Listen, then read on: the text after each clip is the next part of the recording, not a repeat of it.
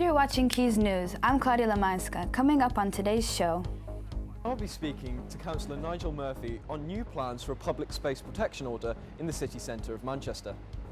Also today, this year's Reclaim the Night March takes place tomorrow night. We caught up with the part-time women's officer and the campaign's organizer to find out more. We found out about a modern milkman who's helping to reduce plastic waste in East Lancashire with a new app. And 2 protests took place in Manchester on Saturday.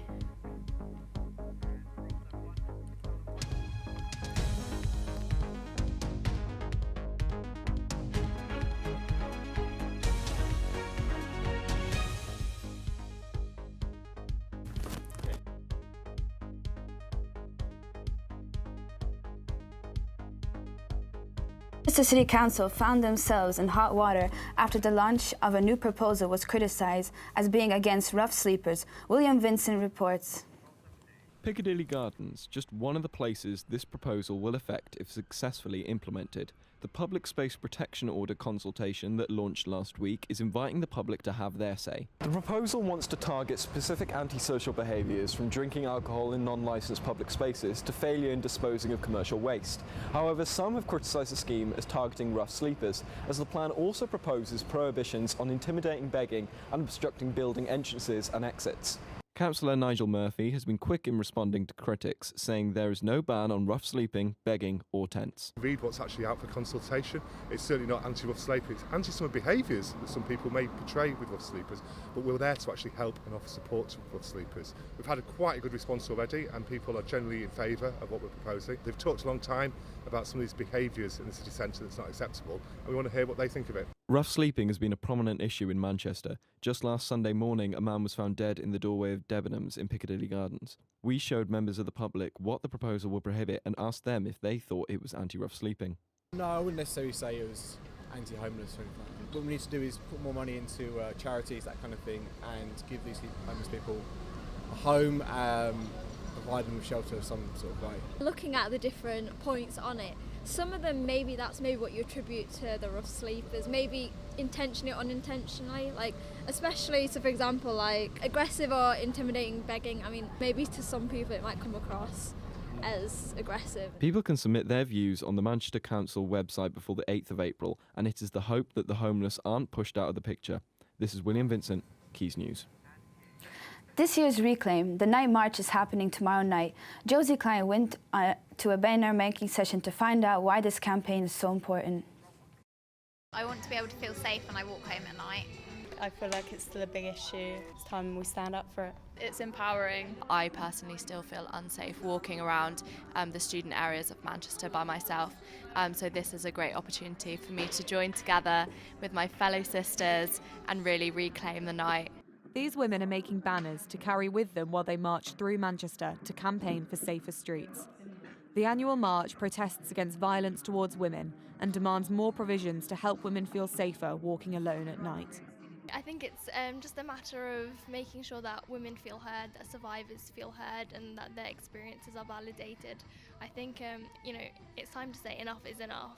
The streets need to be safer for women.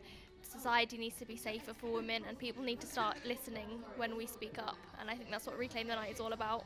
On Thursday we are all gathering at Owens Park from 6:30 and we'll be setting off to march down Oxford Road at 7. We'll be marching all the way down the Curry Mile to Students' Union, and then there'll be a rally, and our lovely Women's Officer Sarah Heady will rile up the crowd and say some inspiring words. And then we've got an after party taking place in Club Academy, and Thirsty Girls DJ set are DJing, so it should be really good. It all kicks off tomorrow at 7 p.m. Josie Klein, Quays News, Manchester. How much do you care? School children, thousands of students walked out of classroom to raise awareness for the issue of climate change. That was last Friday. We're here with Amy, who went to report on the strike. Tell us how the strike started. Well, the strike was organised by the UK Youth Climate Coalition, and St Peter's Square in Manchester was just one of many locations where the strike took place. The strike was part of an international series of protests which began in Sweden last August.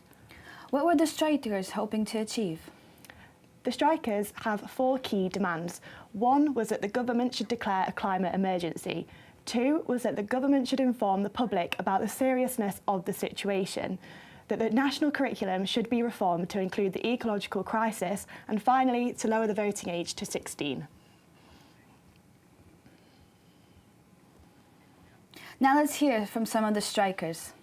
I think it's really important that those in power of this country and the government realise that this is a serious issue. It's something that my generation is seriously concerned about, and hopefully by coming here today and making up the numbers to get them as high as possible, they do realise that we are concerned and they do need to take action on this issue. The raising of consciousness to the fact that this is the most crucial issue of all issues.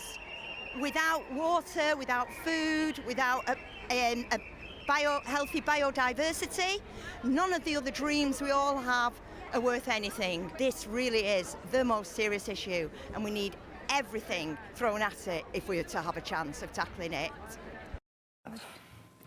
What are they hoping to achieve? So where do the strikers go from here? Well, this series of protests have all been building up towards a worldwide day of action, and that is due to commence on the 15th of March. Yellow Vests UK were protesting in Manchester city centre on Saturday, and the group Stand Up to Racism were also protesting. Things got a little heated between the two groups, but no trouble came out of it. Our reporter Holly Pritchard was at the scene. On Saturday, Yellow Vests UK held a protest in Piccadilly Gardens. The group Stand Up to Racism were also out voicing their cause.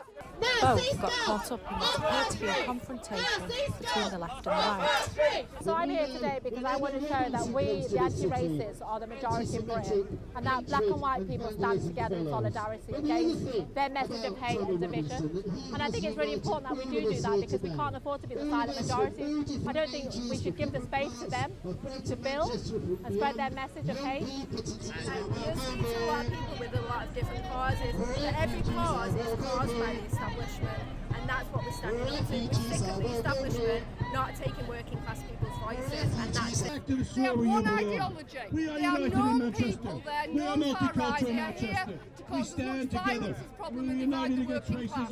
And as a working class woman, I'm not having these people divide our communities in Manchester, Salford. They are absolutely disgraceful. And yet they continue to do it, to smear us. Why? Why are they so scared of the working class standing up? Because they claim to be working class, so why do they try and stop us all the time? If we spoke, we'd have a lot of common ground, but for some reason, because we're the right side, as you would say, right wing, then they go after us relentlessly when we'd have so much common ground. But shut us up. The worst thing you can be called is racist. I don't know, they're nice people, the truth, they just don't like us. I like them, they're alright, and I agree with what they're saying there. Holly Pritchard for Quays News. Still to come on today's show, we chat to the East Lancashire milkman who's bringing the milk round into the 21st century with a brand new app. Altrincham made footballing history on Saturday, and Victoria Baths are raising money to fix a stained glass window. Many of us are looking to reduce plastic waste in our kitchens, and residents in Lancashire are one step closer thanks to the modern milkman who's bringing back glass milk bottles in a very 21st century way. Chloe McLowan has been finding out more. Traditional glass milk bottles might seem a thing of the past, but one Lancashire milkman is bringing them back after developing an app which allows customers to order milk, juice and even brownies to their doorstep. So the Modern Milkman was an idea born from watching David Attenborough's Blue Planet show and sort of the war on plastic. I realised that the younger generations didn't actually know where to find the local milkman, didn't know how to access the service. So we wanted to bring a modern twist to it. So we created a Facebook page as an online platform. We also created an app now where they can actually log on and create their own order, and then it'll be delivered the next day. One person who has swapped supermarket milk for the Modern Milkman is Chantel Lancaster. But why? The main part is to protect the environment. There's a lot of wastage that goes on. It's absolutely appalling. We have a special interest in deep sea diving, so obviously we've read and seen a lot of aftermath that has caused on the marine life, and then when you are actually diving, it's shocking and appalling of how much plastic is actually in the sea. So your supermarket milk will have a lot of middlemen, there'll be a lot of things added to it for it to preserve it. Ours is directly from the farm, so not only is it fresher when it arrives on your doorstep, it's from a local farm. Your local farmer's getting a fair price for the milk. With plans to expand as far as Manchester and Blackpool, a planet-saving philosophy and a convenient app, the modern milkman could just be the future. Chloe McLaughlin, Quays News, Colne.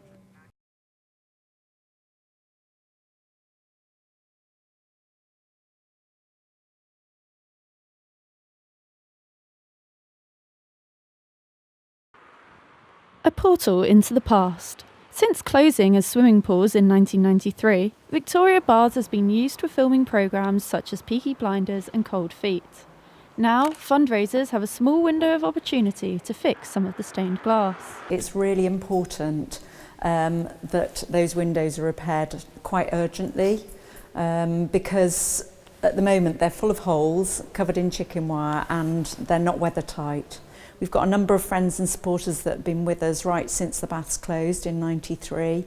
One of those friends and supporters is John Lucas, a local stained glass enthusiast. I learnt to swim here when I was at school. When my father died, my brothers and I wanted to give some money to a charity.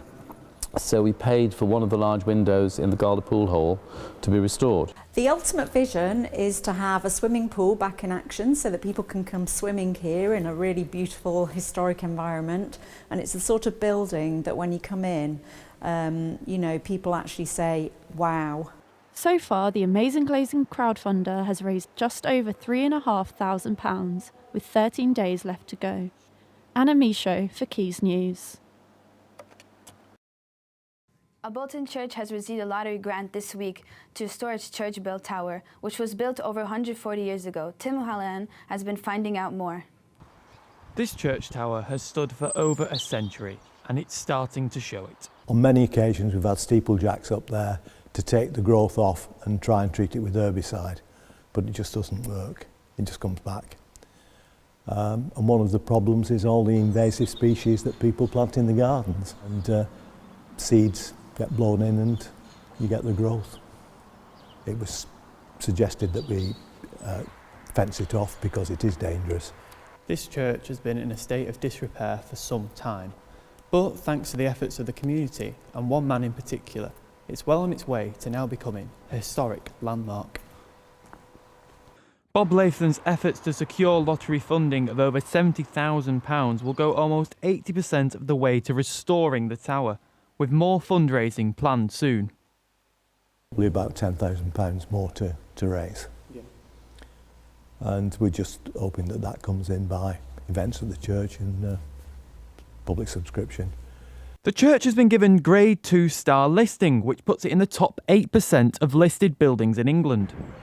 Bob now wants the church to become the hub of the community. Truth is, churches can't survive by just being open on a Sunday, on maybe one day a week for worship. You've got to make them part of the community. Once work on the tower is completed, the church council will move on to restoring the rest of the building. Tim O'Callaghan, Quays News, West Alton. Altrincham made footballing history on Saturday. Leading the way.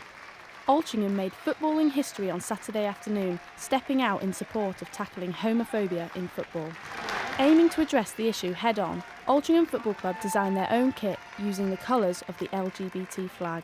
Really proud of the place, really proud of the fact that we've been able to put this kind of level of publicity towards it.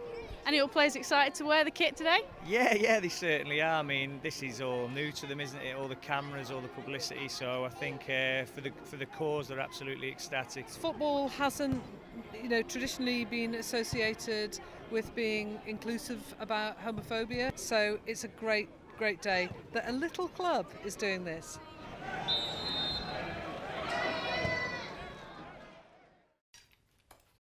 It's a thing that's been around for a long time, and it needs kicking out as soon as it possibly can.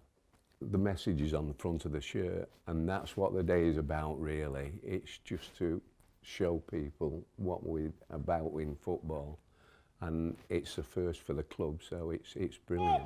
Out, JJ! It isn't just football, and the government obviously is right behind it with some of the work that they've done on looking at LGBT issues. Despite Altringham's lead, the game against Bradford Park Avenue ended 1-1, but the message sent out today will leave the fans and players with something much more valuable to celebrate. Annie Thomas, Quays News, Altrincham. Don't forget to follow us on Facebook and Twitter at Salford Now for all of your latest Salford updates. Thanks for watching. Tune in next week to find out the latest news happening in Salford.